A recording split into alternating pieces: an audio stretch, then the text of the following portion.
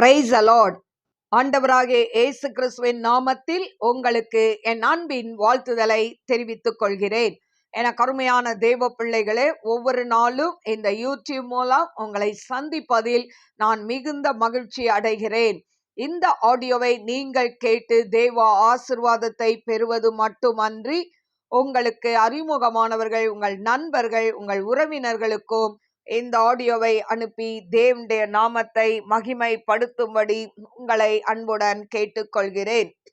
இந்த நாளிலும் 1 ராஜாக்கள் 18ஆம் அதிகாரம் முதல் வசனம். அநேக நாள் சென்று 3ஆம் வருஷம் ஆகையில் கர்த்தருடைய வார்த்தை எலியாவுக்கு உண்டாகி, நீ போய் ஆகாபுக்கு உன்னை காண்பி, நான் தேசத்தின் மேல் மழையை கட்டளையிடுவேன் என்றார். அப்பொழுது எலியா ஆகாபுக்கு தன்னை காண்பிக்க போனான். பஞ்சமோவெனில் சமாரியாவிலே கொடிதாய் இருந்தது. ஆனபடியால் ஆகாப் அரண்மனை விசாரிப்புக்காரனாகிய ஒபதியாவை அழைப்பித்தான். ஒபதியா கர்த்தருக்கு மிகவும் பயந்து நடக்கிறவனாய் இருந்தான். யோசபேல் கர்த்தரின் தீர்க்கதரிசிகளை சங்கரிக்கிற போது ஒபதியா 100 தீர்க்கதரிசிகளை சேர்த்து அவர்களை கெபிக்கு 50 பேராக ஒளித்து வைத்து அவர்களுக்கு அப்பமும் தண்ணீரும் கொடுத்து அவர்களை பராமரித்து வந்தான். ஆகாப் ஒபதியாவை பார்த்து, நீ தேசத்தில் இருக்கிற எல்லா நீரூற்றுகளிடத்திலும் எல்லா ஆறுகளிடத்திலும் போ, நாம் சகல மிருக ஜீவன்களையும் சாக கொடாமல் குதிரைகளையும் கோவேறு கழுதைகளையுமாவது உயிரோடே காப்பாற்றும்படிக்கு நமக்கு புல் அகப்படுமா என்று பார் என்றான். அப்படியே தேசத்தை சுற்றி பார்க்கும்படி அதை பகுத்து கொண்டு ஆகாப் ஒரு வழியாயும் ஒபதியா வேறொரு வழியாயும் போனார்கள். ஒபதியா வழியில் போகும்போது எலியா அவனுக்கு எதிர்பட்டான். அவன் இவனை இன்னான் என்று அறிந்து முகங்குப்புற விழுந்து, நீர் என் ஆண்டவனாகிய எலியா அல்லவா என்று கேட்டதற்கு அவன், நான் தான், நீ போய் இதோ எலியா வந்திருக்கிறான் என்று உன் ஆண்டவனுக்கு சொல் என்றான். அதற்கு அவன், ஆகாப் என்னை கொன்று போடும்படிக்கு நீர் உமது அடியானை அவன் கையில் ஒப்பு கொடுக்க நான் என்ன பாவம் செய்தேன்? உம்மை தேடும்படி என் ஆண்டவன் மனுஷரை அனுப்பாத ஜாதியும் ராஜ்யமும் இல்லை என்று உம்முடைய தேவனாகிய கர்த்தரின் ஜீவனை கொண்டு சொல்கிறேன். நீர் இல்லை என்று அவர்கள் சொன்னபோது அவன் அந்த ராஜ்யத்தையும் அந்த ஜாதியையும் உம்மை காணவில்லை என்று சத்தியம் வாங்கி கொண்டான். இப்போதும் நீ போய் உன் ஆண்டவனுக்கு இதோ எலியா வந்திருக்கிறான் என்று சொல் என்று நீர் சொல்லுகிறீரே. நான் உம்மை விட்டு போனவுடனே ஒருவேளை கர்த்தருடைய ஆவியானவர் உம்மை எடுத்து நான் அறியாத இடத்திற்கு கொண்டு போவார். அப்பொழுது நான் ஆகாபிடத்திற்கு போய் அறிவித்த பின்பு அவன் உம்மை காணாவிட்டால் என்னை கொன்று போடுவானே. உமது அடியானாகிய நான் சிறு வயது முதல் கர்த்தருக்கு பயந்து நடக்கிறவன். யோசபேல் கர்த்தரின் தீர்க்கதரிசிகளை கொன்று போடுகிற போது நான் கர்த்தருடைய தீர்க்கதரிசிகளில் 100 பேரை ஒவ்வொரு கெபியிலே 50 பேராக ஒளித்து வைத்து அவர்களுக்கு அப்பமும் தண்ணீரும் கொடுத்து பராமரித்து வந்த என்னுடைய செய்கை என் ஆண்டவனுக்கு அறிவிக்கப்படவில்லையோ? இப்போதும் என் ஆண்டவன் என்னை கொன்று போடும்படியாக நீர் இதோ எலியா வந்திருக்கிறான் என்று போய் அவனுக்கு சொல் என்று சொல்கிறீரே என்றான். அதற்கு எலியா, இன்றைக்கு என்னை அவனுக்கு காண்பிப்பேன் என்று சேனைகளின் கர்த்தருக்கு முன்பாக நிற்கிற நான் அவருடைய ஜீவனை கொண்டு சொல்கிறேன் என்றான். அப்பொழுது ஒபதியா போய் ஆகாபை சந்தித்து அவனுக்கு அதை அறிவித்த உடனே ஆகாப் எலியாவை சந்திக்க போனான். ஆகாப் எலியாவை கண்டபோது ஆகாப் அவனை நோக்கி, இஸ்ரவேலை கலங்க பண்ணுகிறவன் நீ அல்லவா என்றான். அதற்கு அவன், இஸ்ரவேலை கலங்க பண்ணுகிறவன் நான் அல்ல, கர்த்தரின் கட்டளைகளை விட்டு பாகால்களை பின்பற்றினதினால் நீரும் உம்முடைய தகப்பன் வீட்டாருமே இஸ்ரவேலை கலங்க பண்ணுகிறவர்கள். இப்போதும் கர்மேல் பர்வதத்திலே இஸ்ரவேல் அனைத்தையும் பாகாலின் தீர்க்கதரிசிகள் 450 பேரையும் ஏசபேலின் பந்தியிலே சாப்பிடுகிற தோப்பு விக்கிரகத்தின் தீர்க்கதரிசிகள் 400 பேரையும் என்னிடத்தில் கூட்டிக் கொண்டு வர ஆட்களை அனுப்பும் என்றான். அப்படியே ஆகாப் இஸ்ரவேல் புத்திரர் எல்லாரிடத்திலும் ஆட்களை அனுப்பி கர்மேல் பர்வதத்திலே அந்த தீர்க்கதரிசிகளை கூடி வரும்படி செய்தான். அப்பொழுது எலியா சகல ஜனத்தண்டைக்கும் வந்து, நீங்கள் எந்த மட்டும் 2 நினைவுகளால் குந்தி குந்தி நடப்பீர்கள்?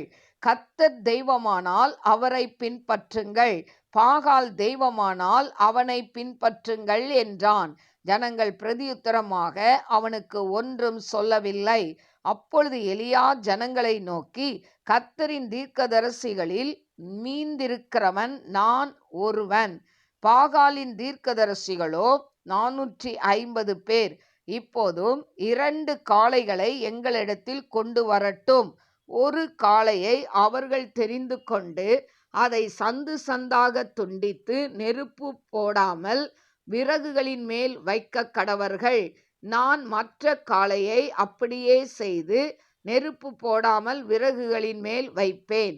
நீங்கள் உங்கள் தேவனுடைய நாமத்தை சொல்லி கூப்பிடுங்கள், நான் கர்த்தருடைய நாமத்தை சொல்லி கூப்பிடுவேன். அப்பொழுது அக்கினியினால் உத்தரவு அருளும் தெய்வமே தெய்வம் என்றான். அதற்கு ஜனங்கள் எல்லாரும், இது நல்ல வார்த்தை என்றார்கள்.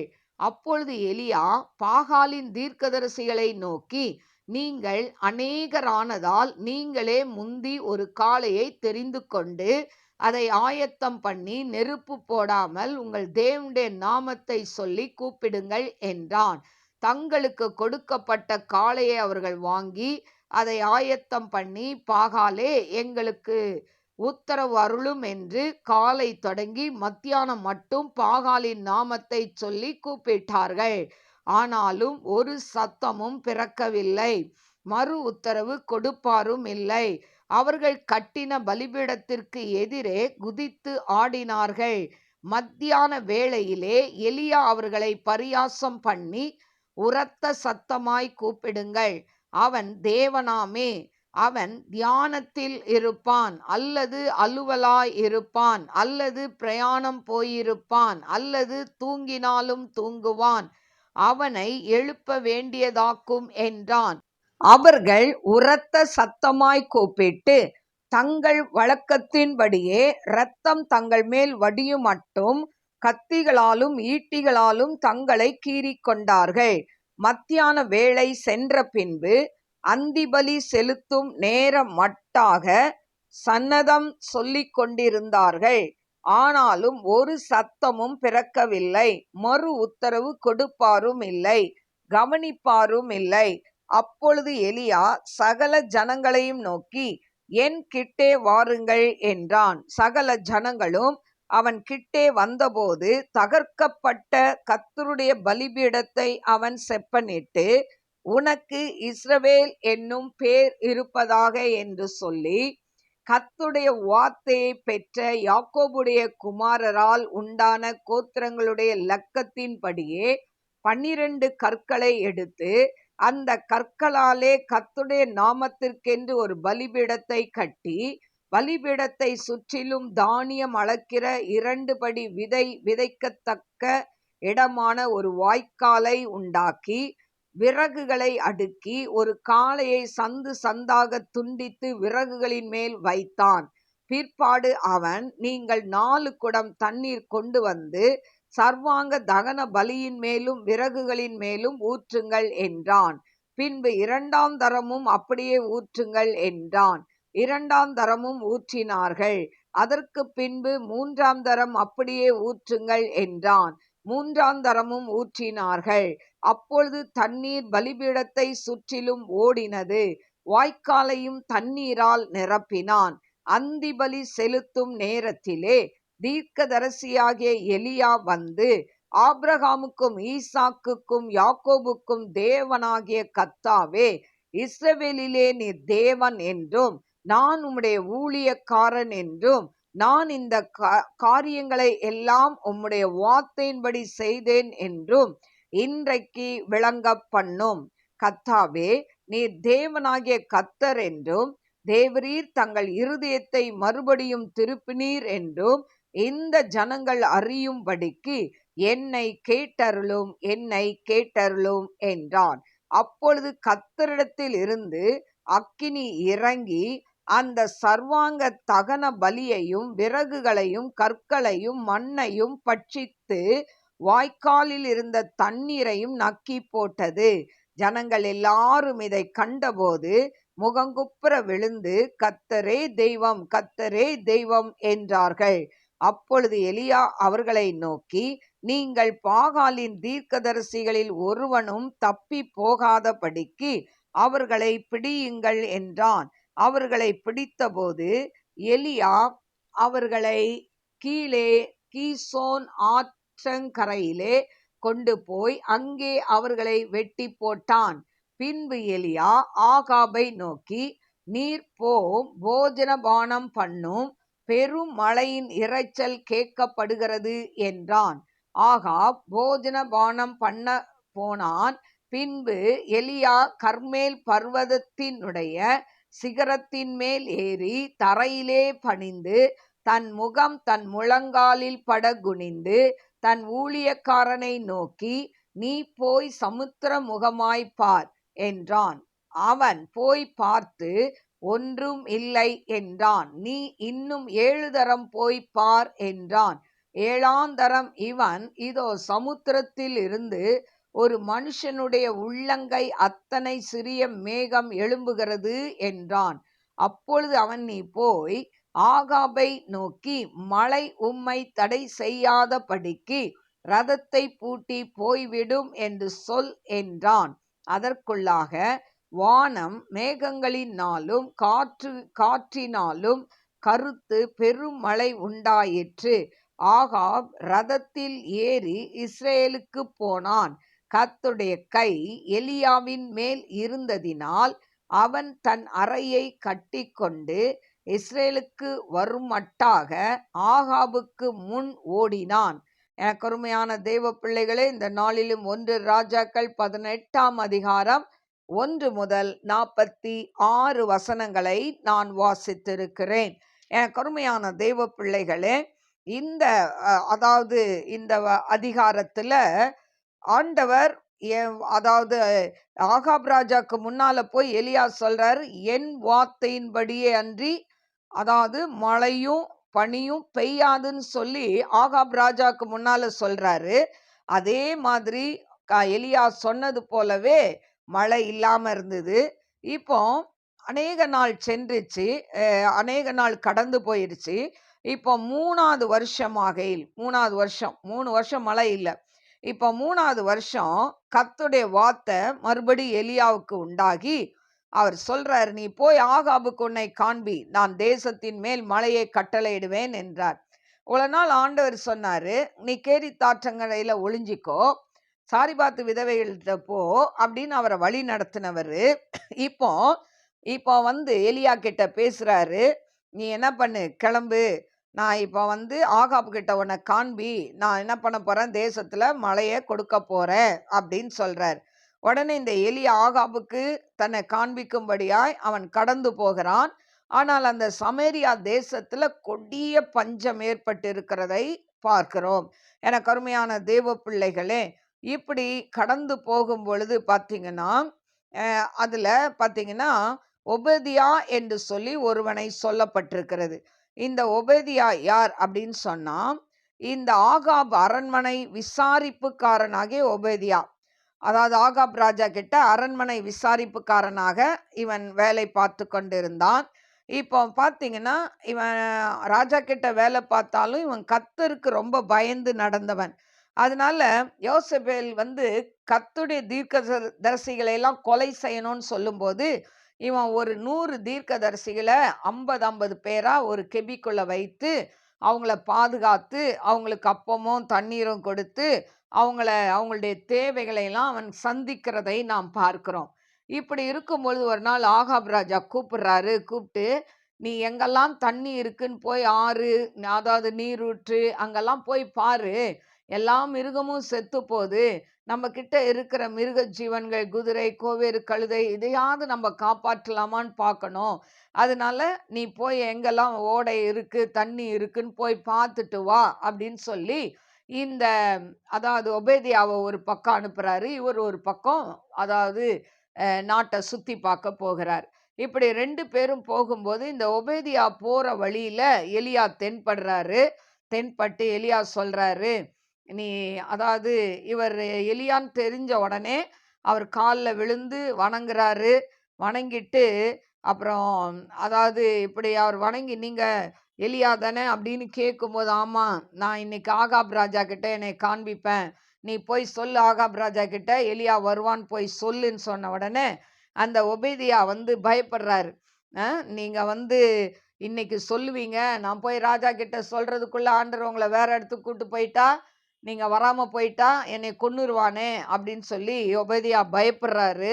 அது மட்டும் இல்ல, அவர் சொல்றாரு 13ஆம் வசனத்துல, யோசேப்பேல் கர்த்தருடைய தீர்க்கதரிசியை கொலை செய்யணும் போது நான் ஒரு 100 பேரை 50 பேரா கெபியில வச்சு பராமரித்தேன், அவங்களுக்கு வேண்டியதை செய்தன்றது உமக்கு தெரியாதா அப்படின்னு சொல்லி அவன் சொல்லிட்டு சொல்றான், நான் இப்போ போய் சொன்னா நீங்க வரலன்னா என்ன பண்றது, என்னை கொன்னுருவாங்களே அப்படின்னு சொல்லும்போது அதற்கு எலியா சொல்றார், இன்றைக்கு என்னை அவனுக்கு காண்பிப்பேன் என்று சேனைகளின் கர்த்தருக்கு முன்பாக நிற்கிற நான் அவருடைய ஜீவனை கொண்டு சொல்றேன்னு சொல்றாரு.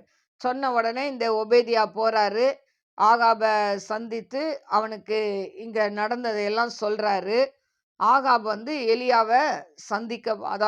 எலியாவை சந்திக்க போனான். இப்படி போகும்போது ஆகாப் எலியாவை கண்டபோது ஆகாப் அவனை நோக்கி என்ன சொல்றான், இஸ்ரவேலை கலங்க பண்ணுகிறவன் நீ அல்லவா என்றான். அப்ப ஆகாப் ராஜா சொல்றார், நீ தான்ப்பா இஸ்ரவேலை கலங்க பண்ற அப்படின்னு சொன்ன உடனே இந்த அதாவது எலியா சொல்றாரு, இஸ்ரவேலை கலங்க பண்ணுகிறவன் நான் அல்ல, கர்த்தருடைய கட்டளை விட்டு பாகால்களை பின்பற்றினதினால் நீரும் உம்முடைய தகப்பன் வீட்டாருமே இஸ்ரவேலை கலங்க பண்ணுகிறவர்கள் அப்படின்னு சொல்றார். நான் இல்லப்பா, நான் ஏன் கலங்க பண்றேன், நீங்களும் உங்களுடைய ஜனங்களும் அதாவது கலங்க பண்றாங்க அப்படின்னு சொல்லி சொன்ன உடனே இப்போ எலியா சொல்றாரு, கர்மேல் பர்வதத்துல இஸ்ரவேலரெல்லாம் வர சொல்லுங்க, பாகால் தீர்க்கதரிசிகளை 450 பேரையும் வர சொல்லுங்க, அதே போல யோசேபேலுடைய பந்தியில சாப்பிடுகிற தோப்பு விக்கிரகத்தின் தீர்க்கதரிசிகளையும் அவங்களும் 400 பேர் வரட்டும், எல்லாரையும் கூட்டிட்டு வாங்க அப்படின்னு சொல்லிட்டு இப்போ ராஜா ஆள் அனுப்பி எல்லாரையும் கூட்டிட்டு வர சொல்லிட்டான். இப்போ கூட்டிட்டு வந்த உடனே இவங்க எல்லாம் கர்மேல் பர்வதத்துல அந்த தீர்க்கதரிசிகள்லாம் எல்லாரையும் வாங்கன்னு சொல்லி கூப்பிட்டு அதெல்லாம் இதெல்லாம் அரேஞ்ச் பண்ணிட்டாங்க. இப்போ எலியா சொல்றாரு எல்லா ஜனங்களையும் பார்த்து, நீங்கள் எந்த மட்டும் 2 நினைவுகளால் குந்தி குந்தி நடப்பீர்கள், கர்த்தர் தெய்வமானால் கர்த்தரை பின்பற்றுங்கள், பாகால் தெய்வமானால் அவனை பின்பற்றி போங்கன்னு அவர் சொல்கிறதை பார்க்கிறோம். எனக்கு அருமையான தேவ பிள்ளைகளே, இஸ்ரவேல் ஜனங்கள் அப்பப்போ மனம் திரும்புவாங்க, ஆண்டவரை நோக்கி பார்ப்பாங்க, அதுக்கப்புறம் பழையபடி அந்த விக்கிரக ஆராதனையில போயிடுவாங்க. அதான் எலியா அந்த இடத்துல கேட்கிறார், நீங்க எந்த மட்டும் இப்படி குந்தி குந்தி நடப்பீங்க, கர்த்தர் தெய்வமானால் அவரை பிடிச்சிக்கோங்க, இல்ல பாகால் தான் தெய்வமானா அவனை பின்பற்றி போங்க, இப்படி 2 நினைவா இருக்காதீங்க. அதாவது ஒரு நம்ம ஒரு ஒரு ஒரு இதுல கரையில இருந்து அடுத்த கரைக்கு நம்ம போனோம் அப்படின்னு சொன்னா, இப்போ ஒரு ஆறு இருக்குது, இல்லை ஏதாவது ஒன்று இருக்கு, அதை மறுக்கரைக்கு நம்ம போகணும் அப்படின்னு சொல்லும்போது அந்த நீரூற்றை கடந்து போறதுக்கு நம்ம இப்போ ஒரு போட்ல போறோம்னா, அந்த போட்ல 2 போட்ல இந்த போட்ல ஒரு கால் இந்த ஒரு போட்ல ஒரு கால் வச்சா அடுத்த கரைக்கு போய் சேர முடியாது. அப்போ நம்ம 2 காலும் ஒரு போட்ல இருந்தாதான் அந்த ஒரு போட்ல இருந்து நம்ம அடுத்த கரைக்கு போய் சேர முடியும். அதே போல அந்த எலியா சொல்றார், எத்தனை நாட்கள் நீங்க இப்படி 2 நினைவா குந்தி குந்தி நடப்பீங்க, கர்த்தர் தெய்வமானால் பின்பற்றுங்க அப்படின்னு சவால் விடுறார். அது மட்டும் இல்லாம நீங்க தான் நிறைய பேர் இருக்கிறீங்க, நான் ஒருத்தன் தான் இருக்கிறேன் கர்த்தருடைய தீர்க்கதரிசியா, அதனால 2 காளையை கொண்டு வாங்க, அந்த காளைய நீங்க என்ன பண்ணுங்க, ஒரு பலிபீடத்தை கட்டி அந்த காளைய சந்து சந்தா துண்டித்து அதை என்ன பண்ணுங்க, விறகு விறகு மேல வைங்க, வச்சு நெருப்பு போடக்கூடாது. ஆனா மேல இருந்து அக்கினி இறங்கி அந்த அந்த பலிகளை அங்கீகரிக்க வேண்டும். அப்பதான் அந்த தெய்வம் தான் உண்மையான தெய்வம்னு சொல்றார். உடனே இவங்களுக்கெல்லாம் இது நல்ல ஆலோசனையா தெரிஞ்சது. சரின்னு சொல்லி ஒத்துக்கொண்டார்கள். உடனே அவன் சொல்றான், நீங்க நிறைய பேர் இருக்கீங்க, அதனால நீங்களே முதல்ல ஆரம்பிங்கன்னு சொன்ன உடனே அவங்களுக்கு கொடுத்த அந்த காளையை கொண்டு போய் பலிபீடத்துல விறகெல்லாம் எல்லாம் வச்சு அதுக்கு மேல சந்து சந்தா துண்டித்து இந்த காளையை வைத்து அவர்கள் என்ன பண்றாங்க, அவங்க தெய்வத்தை நோக்கி, பாகால் தெய்வத்தை நோக்கி கூப்பிடுறாங்க. காலையில இருந்து மதியம் வரைக்கும் கூப்பிட்டுட்டே இருக்கிறாங்க. ஆனா எந்த மறு உத்தரவும் கொடுக்கவே இல்லை. அவங்க அவ்வளோ தூரம் கத்தி கத்தி கூப்பிடுறாங்க, டான்ஸ் ஆடி பார்த்து கூப்பிடுறாங்க, எதுக்குமே இல்லைன்னொன்னே அதுக்கப்புறம் பார்த்தீங்கன்னா, அவங்க தங்களுடைய வழக்கத்தின்படியே கத்திய எடுத்து கையில கீறிக்கிறாங்க, ரத்தத்தை வடிய விடுறாங்க, எப்படியாவது அந்த விக்கிரகம் வந்துடணும்னு சொல்லி. ஆனா இவங்க காலையிலிருந்து சாயங்காலம் வரைக்கும் கூட்டு பார்க்குறாங்க, எந்த சத்தமும் கேட்கல, எந்த உத்தரவும் இல்லை.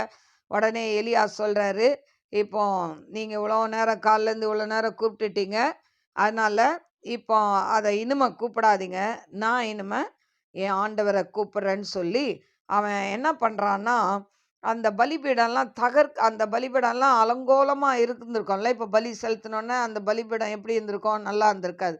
அப்ப அந்த தகர்க்கப்பட்ட பலிபீடத்தை அவன் செப்பனிடுகிறான். முதலாவது பலிபீடத்தை அவன் என்ன பண்றான், சரி செய்யறான் எல்லாத்தையும். அதே போலதான் இன்னைக்கு உங்க வாழ்க்கையிலும் என் வாழ்க்கையிலையும் நம்ம ஆண்டவரை ஏற்றுக்கொள்ள முன்னால எத்தனையோ தெய்வங்களை வணங்கி இருக்கலாம், இல்ல ஆண்டவருக்கு பிரியம் இல்லாம நடந்திருக்கலாம். ஆனா இன்னைக்கு ஆண்டவரை ஏற்றுக்கொண்ட பிறகு நம்முடைய இருதயமாகிய பலிபீடம் செப்பனிட வேண்டும். கருமையான தெய்வ பிள்ளைகளை, இருதயத்தில் அநேக அழுக்குகள், அநேக காரியங்களை வைத்து கொண்டு ஆண்டவரே என்னை அபிஷேகம் என்று சொல்லி கேட்டால் ஆண்டவர் அபிஷேகத்தை தர மாட்டார். கருமையான தெய்வ பிள்ளைகளே, முதலாவது நம்முடைய இருதயமாகிய பலிபீடம் செப்பனிடப்பட வேண்டும். அது தூய்மையாக்கப்பட வேண்டும். இருதயம்தான் கேடுள்ளதும் திருக்குள்ளதுமாய் இருக்கிறது என்று வேதம் சொல்கிறது. அதனால இந்த கேடுள்ள திருக்குள்ள இருதயத்தை கர்த்தரிடத்துல கொடுத்தீங்கன்னா கர்த்தர் அதை நமக்கு பரிசுத்தப்படுத்தி கொடுப்பார். எனக்கு அருமையான தெய்வ பிள்ளைகளே, அதனாலதான் ஆண்டவர் என் மகனே மகளே உன் இருதயத்தை தான் சொல்றாரு. அதனால இன்னைக்கு நாம் இருதயத்தை அலசி பார்ப்போம். அன்று எலியா அந்த பலிபீடத்தை, தகர்க்கப்பட்ட பலிபீடத்தை செப்பனிட்டது போல இன்னைக்கு அநேக பலிபீடத்தை நம் இருதயத்தில் நாம் வைத்திருக்கிறோம். அதாவது இன்னைக்கு வாலிப பிள்ளைகள் லவ் என்கிற பலிபீடத்தை வைத்திருப்பார்கள். அதுல ஒருத்தரை வச்சு ஆராதித்து கொண்டு இருப்பார்கள். ஆண்டவர் இருக்க வேண்டிய இடத்துல வேற எதுவும் இருக்கக்கூடாது. எனக்கு அருமையான தெய்வ பிள்ளைகளே, இப்படி ஒவ்வொருத்தருக்கும் ஒவ்வொரு காரியம், சொத்துல பிரியமா இருக்கிறவங்க சொத்து காரியத்தை மனசுக்குள்ள வச்சு அதுதான் அவங்களுக்கு தெய்வம். அடுத்தது பணம், பண ஆசை பிடிச்சவங்க எப்பவும் பணம் பணம் பணம், பணத்தை எப்படி சம்பாதிக்கலாம், இதெல்லாம் ஒரு விக்கிரகம். இப்படி அநேக பலிபீடங்கள் இருக்கும். ஆனா ஆண்டவர் இன்னைக்கு சொல்றாரு, எப்படி எலியா தகர்க்கப்பட்ட பலிபீடத்தை செப்பனிட்டானோ, இன்னைக்கு உங்களுக்கு அற்புதம் நடக்கணும்னா இன்னைக்கு உங்க இருதயமாகிய பலிபீடத்தை செப்பனிடுங்க. அல்ல வேண்டாத காரியங்கள் எல்லாத்தையும் தூக்கி எறிங்க. ஆண்டருக்கு பிரியமில்லாம காரியம் இதுவரைக்கும் எதெல்லாம் செஞ்சீங்களோ அதையெல்லாம் தூக்கி எறியணும். கருமையான தெய்வ பிள்ளைகளே, பர்திமு குருடன் ஆண்டட்ட வரும்போது அவன் தான் குருட்டு வஸ்திரம் வேணும், ஒருவேளை ஆண்டட்ட வந்து சுகம் பெறாட்டா இது உதவுன்னு நினைக்கல. ஆண்டவர் கூப்பிட்ட உடனே சொல்றாங்க, ஆண்டவர் உன்னை கூப்பிடுறாரு. அது வரைக்கும் அதட்டி கொண்டு இருந்தவங்க இப்ப சொல்றாங்க, ஆண்டவர் உன்னை கூப்பிடுறாருப்பான்னு சொன்ன உடனே முதலாவது அவன் செய்த காரியம் தன் மேல் வஸ்திரத்தை தூக்கி எறிஞ்சான். கருமையான தேவ பிள்ளைகளே, இன்னைக்கு ஆண்டவருக்குள்ள வரேன், நான் வந்து ஆண்டவரை ஏத்துக்கிட்டேன்னு சொன்னா அதுக்கு அடையாளம் என்னன்னா, உங்களுடைய தகர்க்கப்பட்ட இருதயமாகிய பலிபீடம் முதலாவது செப்பனிட வேண்டும். யார் யார்கிட்டலாம் கசப்பு இருக்கு, வெறுப்பு இருக்கு, வைராக்கியம் இருக்கு, எல்லாத்தையும் தூக்கி போடணும். அல்லேலூயா. யாரை மன்னிக்க முடியாம இருக்கீங்களோ எல்லாத்தையும் உங்க இருதயத்தை விட்டு தூக்கி போடுங்க. எனக்கு அருமையான தேவ பிள்ளைகளே, இப்படி உங்க இருதயமாகிய பலிபீடம் செப்பனிட்டப்பட்டு அதுக்கப்புறம் அவன் என்ன பண்றான், அந்த அதாவது தகர்க்கப்பட்ட கர்த்தருடைய பலிபீடத்தை செப்பனிட்டு அதுக்கு பேர் வைக்கிறான். இஸ்ரவேல் என்னும் பேரை வைக்கிறான். இப்ப இஸ்ரவேல் என்னும் பேரை வைத்து அந்த இஸ்ரவேல் புத்திரருடைய அந்த லக்கத்தின்படி 12 கோத்திரம், அதன்படி 12 கற்களை எடுத்து அந்த பலிபீடத்தை அவன் கட்டுறான். பலிபீடத்தை கட்டி அதை பார்த்தீங்கன்னா, அதை பலிபீடத்தை சுற்றி 2 அதாவது 2 படி விதை விதைக்கத்தக்க, 2 படினா எவ்வளோ விதை இல்ல, அந்த விதை அவ்வளோ விதை விதைக்கத்தக்க அதாவது இடத்த என்ன பண்றாங்க, பலிபீடத்தை சுற்றி அப்படி ஒரு இடத்த அவங்க வைத்து வாய்க்கால் மாதிரி உண்டாக்கி, இப்ப என்ன பண்றாரு, அந்த பலிபீடத்துல விறகெல்லாம் அடுக்கி அதுல காளைய சந்து சந்தா துண்டித்து வைத்து விறகுகள மேல வைக்கிறாங்க. வச்சிட்டு இப்ப என்ன பண்றாங்க, அதுல என்ன பண்றாருன்னா 34ஆம் வசனத்துல, நீங்கள் 4 குடம் தண்ணீர் கொண்டு வந்து சர்வாங்க தகன பலியின் மேல் விறகுகளின் மேல் ஊற்றுங்கள் என்றான். பாருங்க, விறகு ஈர கட்டை எங்கன்னா எரியுமா? எரியாது. அப்போ இவன் என்ன சொல்றான், 4 குடம் தண்ணி எடுத்துட்டு வாங்கன்றான். இப்படி 3 தடவையா ஊத்துறாங்க. 2ஆம் தரமும் கொண்டு வர சொல்றான். 3ஆம் தரமும் கொண்டு வர சொல்றான். இப்போ 4 குடம், 4 3 12 குடம். 3 தடவைன்னொன்னே 12 குடம் தண்ணி. 12 கோத்திரத்துக்கு அவன் 12 அதாவது 12 கற்களை எடுத்து பலிபீடத்தை கட்டுறான். அதே போல 12 குடம் தண்ணி அவன் என்ன பண்றான், ஊத்தி இப்போ வாய்க்காலெல்லாம் ஓடுது, தண்ணி ஓடுது. கட்டை நனைஞ்சி போச்சு. 12 குடம் தண்ணினா யோசித்து பாருங்க. கட்டை சொத சொதன்னு இருக்கும். எப்படி எரியும்? அப்போ அந்த தண்ணியெல்லாம் ஊத்தி அந்த இடத்த அவன் என்ன பண்றான், சுத்திகரிக்கிறான். சுத்திகரிச்சிட்டு அதுக்கப்புறம் பார்த்தீங்கன்னா, அந்த வாய்க்கால் ஓரம்லாம் தண்ணி நிக்குது. அவ்வளோ தண்ணி நிக்குது. இப்போ எங்கேருந்து வரணும் பதில்? வானத்திலேருந்து வரணும். வானத்திலேருந்து அக்கினி வந்து அந்த அந்த தண்ணி, அந்த அந்த அவங்க வச்சிருக்கிற பலி எல்லாத்தையும் பட்சித்து போடணும். அப்பதான் உண்மையான தெய்வம் யாருன்னு தெரியும். இப்போ அந்தி பலி செலுத்துற நேரத்துல இந்த தீர்க்கதரிசியான எலியா வந்து சொல்றாரு, 36ஆம் வசனம், ஆபிரகாமுக்கும் ஈசாக்குக்கும் யாக்கோபுக்கும் தேவனாகிய கர்த்தாவே, இஸ்ரவேலிலே நீர் தேவன் என்றும். பாருங்க எப்படி அவன் ஜெபிக்கிறான். இஸ்ரவேல்ல நீங்க தான் தேவன் என்றும், நான் உம்முடைய ஊழியக்காரன் என்றும், நான் இந்த காரியங்களை எல்லாம் உம்முடைய வார்த்தையின்படி செய்தேன் என்றும் இன்றைக்கு விளங்க பண்ணும். 3 காரியம் சொல்றான். 1, இஸ்ரவேல்ல நீங்க தான் தேவன். 2வது, நான் உம்முடைய ஊழியக்காரன். 3வது, இதை செய்யறதெல்லாம் நானா செய்யல, நீங்க தான் செய்ய சொல்றீங்க. இதை 3யும் சொல்லிட்டு அவன் சொல்றான், கர்த்தாவே நீ தேவனாகிய கர்த்தர் என்றும், தேவரீர் தங்கள் இருதயத்தை மறுபடியும் திருப்பினீர் என்றும் இந்த ஜனங்கள் அறியும்படிக்கு என்னை கேட்டருளும், என்னை கேட்டருளும். 2 வார்த்தை பாருங்க, எவ்வளவு சிம்பிளா ஜெபம் பண்றான். என்னை கேட்டருளும், என்னை நான் பண்ற இந்த விண்ணப்பத்தை கேளுங்கப்பா அப்படின்னு சொல்றான். சொன்ன உடனே வானத்திலிருந்து ஒரு அக்கினி இறங்கிச்சு. இறங்கி சர்வாங்க தகன பலி, விறகு, கற்கள், மண்ணு எல்லாத்தையும் பட்சித்து போட்டதாம். வாய்க்கால் இந்த தண்ணீரெல்லாம் நக்கி போட்டதுன்னு சொல்லப்பட்டிருக்கு. அப்போ ஆண்டவர் எவ்வளவு ஒரு வல்லமையாய் அக்கினியாய் இறங்கி அதுல எல்லாத்தையும் அந்த பலிபீடத்தை பலிய அவர் அங்கீகரித்து அவர்தான் தெய்வம் என்பதை நிரூபிக்கிறார். உடனே இதை பார்த்தோன்னே ஜனங்களுக்கு ஒரே ஆச்சரியம். 39ஆம் வசனத்துல, கர்த்தரே தெய்வம், கர்த்தரே தெய்வம் என்று சொல்லி அவரை பணிந்து கொண்டார்களாம். எனக்கு அருமையான தேவ பிள்ளைகளே, இப்படி பணிந்து கொண்ட பிறகு அந்த 450 பாகால் தீர்க்கதரிசியில எலியா வெட்டி போடுறான். வெட்டி போட்ட உடனே வெட்டி போட்டுறான். அதுக்கப்புறம் பார்த்தீங்கன்னா, இப்போ மழை வேணும்ல. இப்போ 41ஆம் வசனத்துல பார்த்தீங்கன்னா, ஆகாபை நோக்கி சொல்றான், நீங்க போங்க, போஜனம் பண்ணுங்க, பெரு மழையின் இரைச்சல் கேட்கப்படுகிறதுன்னு சொல்றான். சொல்லிட்டு ராஜாவை சாப்பிடுங்க அப்படின்னு சொல்லி அனுப்பிட்டான். அனுப்பிட்டு இவன் சாப்பிட்டு நிக்கல. இவன் என்ன பண்றான், போஜனம் பானம் பண்ண போன உடனே எலியா கர்மேல் பர்வதத்தின் சிகரத்து மேல ஏறுறான்.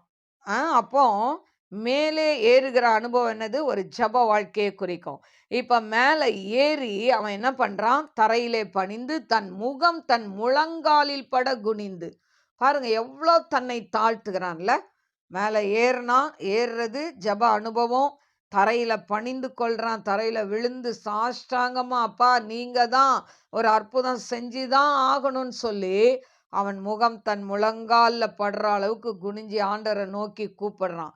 கூப்பிட்டுட்டு ஊழியக்காரனை பார்த்து, நீ போய் சமுத்திரத்துல போய் பாரு, சமுத்திர முகமாய் பார், ஏதாவது தெரியுதா சொல்லு அப்படின்னு சொன்னா, அவன் போய் பார்த்துட்டு சொல்றான், ஒன்றும் இல்லைன்றான். ஒன்றும் இல்லை. இதே மாதிரி அவன் 6 தடவை போயிட்டு ஒன்றும் இல்லைன்னு வரான். நீ இன்னும் 7ஆம் தரம் போய் பார் என்றான்.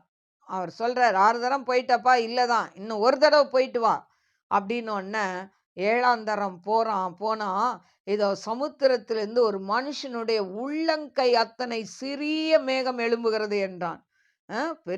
பெரிய மேகம், ஒரு இருட்டு உண்டாகல. உள்ளங்கை அளவு, அப்ப எவ்வளோண்டு மேகம்ல.